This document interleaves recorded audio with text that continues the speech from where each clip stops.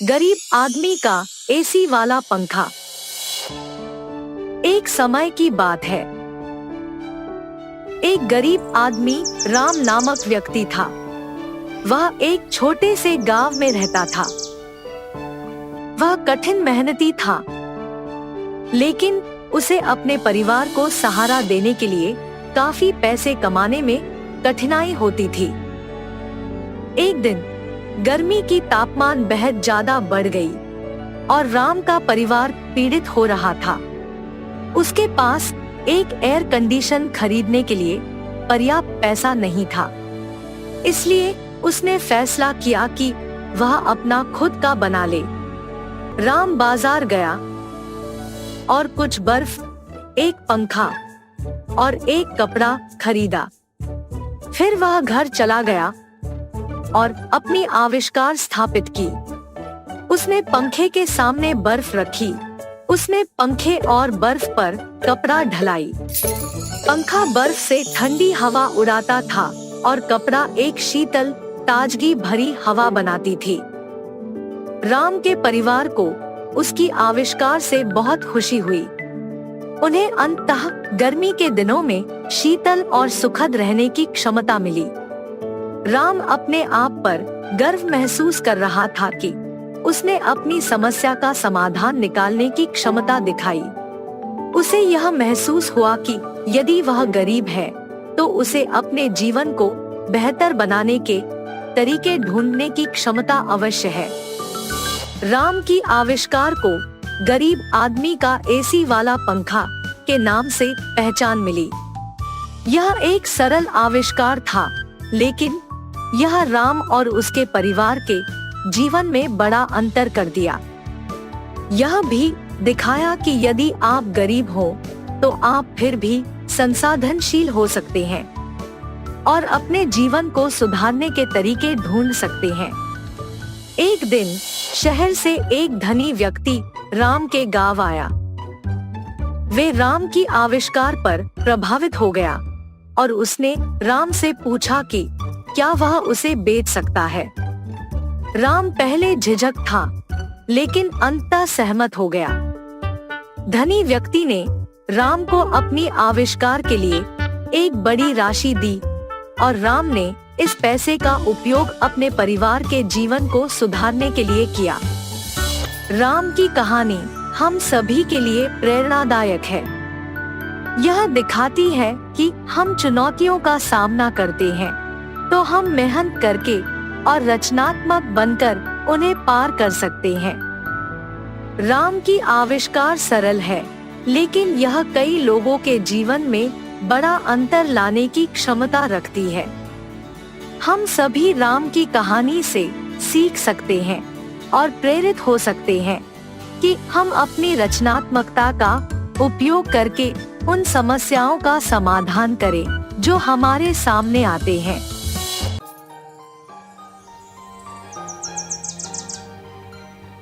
वाराणसी नामक एक शहर में था एक जवान लड़का देव, जो अपनी विधवा माँ के साथ रहता था।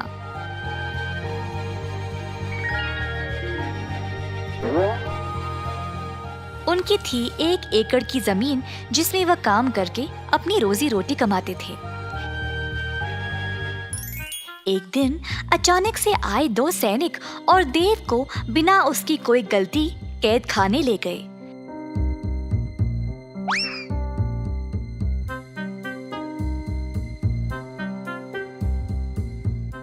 देव की माँ ने सैनिकों से बहुत भीख मांगा, पर उन्होंने उनकी बात नहीं सुनी और उसको कैद खाना ले गए।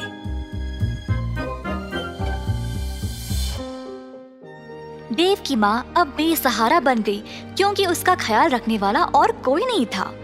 इन सब की वजह से अब खेती का काम भी रुक गया। इसी तरह दिन बीत गए और सारा खेत सूख कर नष्ट हो गया। कमाने का उनका यही जरिया था और अब माँ के पास कोई खाना भी नहीं बचा। देव की माँ को समझ नहीं आया कि वह क्या करे।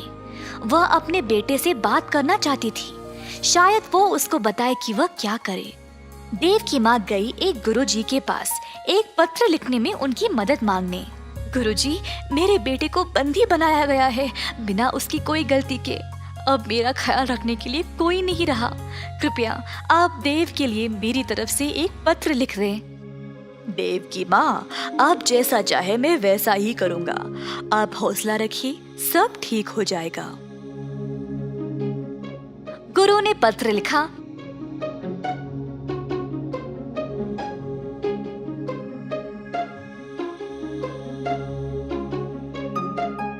और फिर देव की माँ उसको कैद खाना ले गई। दरवाजे पर पहरेदार ने माँ को रोका। कौन हो तुम? मैं ये पत्र अपने बेटे देव को देना चाहती हूँ। आपको अंदर जाने की आवश्यकता नहीं है, इस पत्र को उस डिब्बे में डाल दो। देव की माँ ने वैसा ही किया और वहाँ से चली गई। कैद खाने पर जो भी खाना, पत्र या तोहफे आते थे, पहले पहरेदार उनको जांचते थे और तब ही कैदियों तक पहुँच जाते। इसी तरह देव की माँ का पत्र भी पहले पहरेदार ने जांचा और फिर देव तक पहुंचाया। माँ का पत्र पढ़कर देव को बहुत बुरा लगा। वह सोच रहा था कि वह क्या करे जब उसके बाजू में एक और कैदी ने बोला, हे देव, तुम्हारे परिवार ने क्या भेजा है तुम्हारे लिए? कुछ नहीं भाई, बस ये पत्र है। मेरी पत्नी ने मेरे लिए मेरा मनपसंद केक भेजा है, पर इन पहरेदारों ने तो इनको पूरा खराब कर दिया। तो हमें जो भी मिलता है हर एक चीज की जांच होती है क्या? हाँ जी भाई साहब। देव को इस बारे में पता लगने के बाद उसने वापस अपनी माँ को एक पत्र लिखा। पहरेदार एक एक करके पत्र पढ़ते गए। जब एक पहरेदार ने बोला, हे, देखो इस पत्र में क्या लिखा है। क्या है, जरा दो इधर। पहरेदार ने फिर जोर से पत्र को पढ़ा। मैया, आप मेरी चिंता ना करें। बहुत साल पहले बापू ने हमारे खेत में एक मटका छुपाया था जिसमें बहुत सारा सोना और खजाना रखा है। आप उस मटके को खोद निकालो और फिर उस धन से आपकी सारी परेशानी समाप्त हो जाएगी। अच्छा, चलो भाई, जल्दी जाकर इस खजाने को ढूंढ निकाले। दोनों पहरेदार लालची बन गए और देव के खेत पर जाकर जमीन खोदने लगे। खोदते खोदते उन्होंने पूरे 1 एकड़ की जमीन को खोद दिया और उनको कोई खजाने का मटका मिला ही नहीं। जल्द वे थक गए। क्या करे ये ना जानकर दोनों पहरेदार वापस कैद खाना चले गए। अगली सुबह जब देव की माँ जागी तो उसने देखा कि सारा जमीन जोता हुआ था और ताज़ी मिट्टी बाहर आई हुई थी। देव की माँ ने फिर से खेती बाड़ी का काम शुरू किया और अन्य बीज बोया। धीरे धीरे वह पैसे कमाने लगी और कुछ ही समय में उसने काफी पैसे जमा लिए, जिससे उसने अपने बेटे को जेल से रिहा करवा लिया। अगर मन से कोई चीज चाहिए होती है तो उसको पाने के लिए कोई ना कोई रास्ता निकल आता है। कई साल पहले तिरुनगर एक नगर में था पटेल, जिसके पास था एक साड़ी की दुकान। पटेल के पूर्वजों से ये कारोबार चलते आ रहा था और उसके पिताजी इस व्यापार का अत्यंत आदर करते थे। पटेल के बड़े होने के बाद उन्होंने दुकान की जिम्मेदारी पटेल को सौंप दी। पटेल अपने पिता की बातों को अक्सर अनसुना करके केवल दुकान जाकर खाली बैठता था, बिना कुछ काम किए। एक दिन दुकान जाते समय रास्ते में पटेल ने अपने दोस्त पलंग को बुलेट की बाइक पर देखा। उस समय से पटेल भी बुलेट के सपने देखने लगा। वाह, काश मेरे पास भी बुलेट होती, मैं भी लाऊंगा और गली गली घूमूंगा। पर तभी पटेल को ये एहसास हुआ कि बुलेट खरीदने के लिए उसके पास उतने पैसे नहीं थे। निराश होकर वह दुकान पर बैठा रहा जब अचानक से उसको एक विचार आया। उसने अपनी दुकान के 3 कर्मी को बुलाया।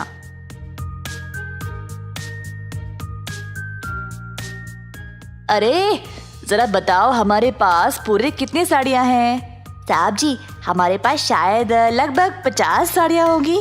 बस 50? मुझे कम से कम 150 साड़ियाँ बेचनी है। अब और 100 साड़ियाँ कहाँ से लाऊं? साहब जी, मेरा दोस्त एक थोक व्यापारी है। उसके पास एक साड़ी तकरीबन 100 से 250 रुपये के बीच में मिल जाएगी। माल हमारे जितना अच्छा नहीं है, पर सस्ता तो है। अच्छा, एक काम करो, उसके पास जाओ और एक साड़ी 100 रुपये के दाम पर 100 साड़ियों को ले आओ। किसी को इस बारे में नहीं बताना, ठीक है? तो हमें फिर 10,000 रुपये की जरूरत है। आप पैसे दे दो तो हम माल ले आएंगे साहब। पटेल के पास 10,000 रुपये भी नहीं थे, तो वह अपने 50 साड़ियों को 1,000 के दाम में बेचने लगा। 15 दिन के अंदर उसने सारे साड़ियां बेच डाली और उन पैसों में से 10,000 निकालकर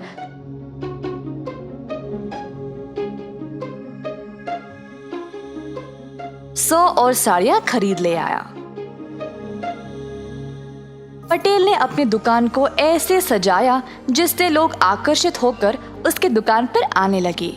एक साड़ी 1,000 रुपये के दाम पर खरीदने लगे। 1,50,000 कमाने के बाद पटेल ने अपनी मनपसंद बुलेट खरीद ली। एक दिन पलंग और उसकी पत्नी मनीषा बाहर जा रहे थे। रास्ते में मनीषा ने एक आदमी को साइकिल पर साड़ियाँ ले जाते हुए देखा। साड़ी वाले को रोककर पूछा, भैया कितने में बेच रहे हो? 100 रुपये में एक साड़ी मैडम। अच्छा, जरा मुझे दिखाओ। साड़ियों को देखने के बाद दोनों पलंग और मनीषा हैरान होकर एक दूसरे की ओर देखने लगे। सुनिए जी, पिछली बार मैंने ऐसी ही साड़ी पटेल की दुकान से 1,000 रुपये में खरीदा था। हाँ, सही बोला तुमने, कुछ तो गड़बड़ है। ऐसा कहकर पलंग और मनीषा ने साड़ी वाले को बाजार में लाया और सब लोगों को जमा किया। सुनिए सब लोग, मैंने ये साड़ी पटेल की दुकान पर 1,000 रुपये में खरीदा था और ये लड़का वही साड़ी 100 रुपये में बेच रहा है। ये तो धोखा हुआ। मेरे साथ जो हुआ, मैं नहीं चाहती कि आप लोगों के साथ भी हो, इसीलिए मैंने आप सब लोगों को यहाँ जमा किया है। ऐसा कहते हुए सारी भीड़ पटेल की दुकान की ओर चल पड़े। पटेल ने अपनी नई बुलेट के लिए पूजा करवाया और अपनी दुकान की ओर आया। दुकान के बाहर इतनी भीड़ जमा देखकर हैरान परेशान हो गया। 1,000 में एक साड़ी बेच रहे हो और ये एक पोछे के लायक भी नहीं है।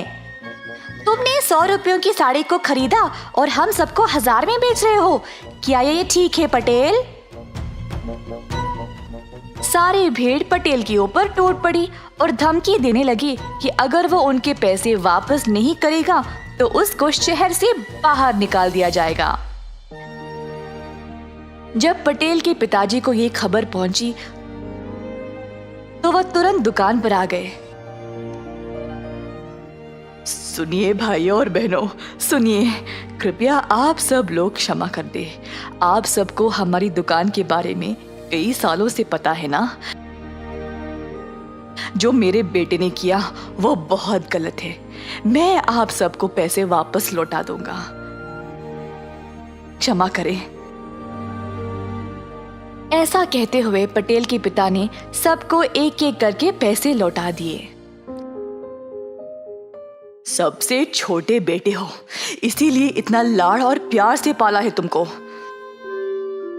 तुम पर दुकान की जिम्मेदारी सौंपा ताकि तुम भी अपने भाइयों की तरह सफल बन जाओ, पर उल्टा तुमने मुझे ही शर्मिंदा किया। अगर मेरी एक भी बात मानते तो आज ये नौबत नहीं आती। उस दिन पटेल ने अपना सबक सीख लिया और ऐसी गलती दोबारा जिंदगी में नहीं दोहराया। एक लंबे समय पहले एक गांव में नारायणा और कीर्तना नामक पति पत्नी रहते थे। कीर्तना घर पे बादाम का दूध बनाती थी और नारायणा उस दूध को बड़े बड़े मटकों में डाल के उन्हें बेचता था। नारायणा बहुत ही लालची स्वभाव का था। वो हमेशा ये सोचता था कि वो सबसे ज्यादा खुश रहे। नारायणा की पत्नी बहुत अच्छी बादाम दूध बनाती थी और इसी कारण सभी उसके पास आके पीते थे। अरे नारायणा, आज बादाम का दूध बढ़िया है। हाँ, तुम्हारे पास का दूध बहुत स्वादिष्ट है। ऐसे सभी उसके बनाए हुए बादाम के दूध का अभिनंदन करते थे। संकेत नामक एक लड़के को बादाम दूध बहुत पसंद होने के कारण उसकी माँ से पैसे लेके हर रोज बादाम दूध पीता था। ऐसे ही एक दिन संकेत अपने माँ के पास पैसे लेके नारायणा के पास जाता है। अंकल, मुझे आज 3 गिलास बादाम दूध चाहिए। ठीक है बेटा। ऐसे संकेत के पास पैसे लेके उसे 3 गिलास बादाम का दूध देता है। संकेत खुशी से वो पी के चला जाता है। अगले दिन जब संकेत उसके माँ से पैसे मांगने जाता है, तब माँ, मुझे 50 रुपए दो ना। हाँ, 50 रुपए क्यों? बादाम दूध खरीदने माँ। हर रोज पीने के बावजूद और पीने का मन कर रहा है। आज तुम्हें देने के लिए मेरे पास पैसे नहीं हैं, कल दूंगी। नहीं, मुझे आज ही पीना है, मुझे आप भी पैसे दो। संकेत, बात सुनो बेटा, कल मैं तुम्हें बादाम दूध पीने के लिए जरूर पैसे दूंगी। पैसे ना मिलने के कारण संकेत उसके घर से दूर एक पेड़ के नीचे बैठ के रोता है। उसी रास्ते से गुजर रहे एक साधु बच्चे का रोना सुन के उसके पास जाते हैं। बेटा, कौन हो तुम? क्यों रो रहे हो? मेरी माँ ने मुझे बादाम दूध पीने के लिए पैसे नहीं दिए, इसीलिए रो रहा हूँ। रोना मत बेटा, आज से तुम जो चाहोगे वो होगा। ऐसी शक्ति मैं तुम्हें दे रहा हूँ, लेकिन याद रखना, अगर तुम्हारे सहारे किसी ने इसका सही उपयोग नहीं किया तो तुम ये शक्ति खो दोगे। ऐसे कह के वहाँ से साधु चले जाते हैं। मैं जहाँ बादाम दूध पीता हूँ, वहाँ का सारा दूध मुझे ही मिलना चाहिए। ऐसे मांगते ही नारायणा के पास के सारा बादाम दूध संकेत के सामने प्रत्यक्ष होता है। उसकी आंखों के सामने उसका मनपसंद बादाम का दूध देख के संकेत शाम तक सारा दूध पी के खुशी से घर वापस लौटता है। लेकिन दूध कहाँ गया, ये नारायणा को पता नहीं चलने के कारण वो दुखी होके घर लौटता है। अगले दिन भी जब वो बादाम का दूध लेके जाता है तो वहाँ से दूध गायब हो जाता है। उस कारण वो घबरा के ढूंढने लगता है, लेकिन शाम तक ढूंढने पर भी नहीं मिलता है और ऐसे ही दुखी होके घर के लिए निकलता है। रास्ते में उसे एक पेड़ के नीचे उसके मटके के जैसे कुछ दिखाई देता है और वो उसके पास जाता है। अरे, इन्हीं मटकों में तो मैं बादाम के दूध लेके बेचता हूँ। ये यहाँ कैसे आए और कौन लेके आया होगा? मुझे जानना ही होगा। ये सोचते सोचते वो सारी रात नहीं सो पाता है। नारायणा अगली सुबह उठ के हमेशा की तरह बादाम का दूध मटके में भर के बेचने चला जाता है, मगर थोड़ी ही देर में सारे मटके गायब होते देख सोच में पड़ जाता है। हाँ, अब भी दूध गायब हो गया। अगर मैं उस पेड़ के पास जाके देखूंगा तो शायद कुछ पता चलेगा। ऐसे सोचकर उस पेड़ की ओर चलता है। वहाँ उस पेड़ के नीचे संकेत को देख नारायणा आश्चर्यचकित हो जाता है। वो उसके पास जाता है। तब संकेत दुकानदार को खुद उसके पास आते देख दंग रह जाता है। संकेत, तो तुम मेरे बादाम के दूध को गायब कर रहे हो? ऐसे पूछने पर संकेत डर के मारे चुप रहता है। तुमने ये सब कैसे किया? अगर तुम सच बोल दोगे तो मैं तुम्हें कुछ नहीं कहूँगा, वरना ये बात सबको बता के इस सब का पैसे ले लूंगा। अगर मैं इस अंकल को सच नहीं बता दूंगा तो मेरी माँ को सब पता चल जाएगा। माँ मुझ पे गुस्सा करेगी कि इतने पैसे देने पड़ गए। ऐसे सोच के उस आदमी के जोर से पूछने पर सब सच बता देता है। ये लड़का तो बच्चा है, इसको पता भी नहीं है कि उसके पास क्या है। मैं इस लड़के को बादाम दूध देके उस शक्ति का उपयोग करूंगा। इस गांव में सबसे बड़ा दुकान मेरा ही होना चाहिए और मुझे एक ऊंचे स्थान में रहना है। ऐसे मांगूंगा। तुम्हें मेरे पास का बादाम दूध अच्छा लगता है ना बेटा? तुम्हारे लिए मैं हर रोज मुफ्त में बादाम दूध दूंगा, पर मैं जो कहूंगा तुम्हें करना होगा, ठीक है? आप कह रहे हैं कि मुफ्त में बादाम दूध देंगे ना, तो आप जो बोलोगे मैं वो करूंगा। इस गांव में सिर्फ मुझे बादाम के दूध बेचना है। इतना ही नहीं, मुझे एक बड़ा दुकान लगा के बादाम दूध को बेचना है। ऐसे मांगो। सांकेत साधु की बातें भूलकर नारायणा की बातें सुनकर वही मांगता है। उस कारण वो उस शक्ति को खो देता है। बहुत बार प्रयत्न करने के बावजूद कुछ नहीं होता है और इसीलिए वो दुखी हो जाता है। इतने में संकेत को साधु की बातें याद आती है और वही बात नारायणा को बताता है। तब नारायणा को उसकी गलती का एहसास होता है कि उसने कितना लालची स्वभाव से सोचा था।